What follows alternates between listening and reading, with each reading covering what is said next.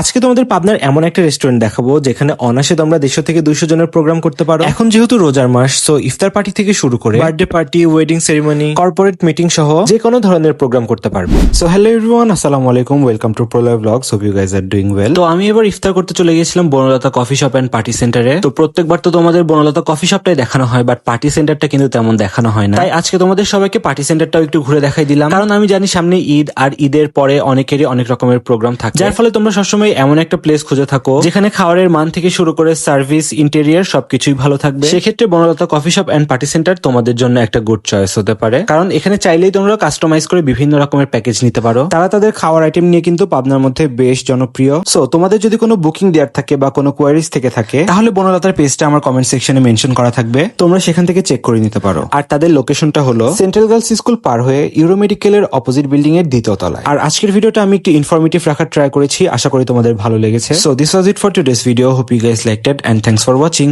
Bye.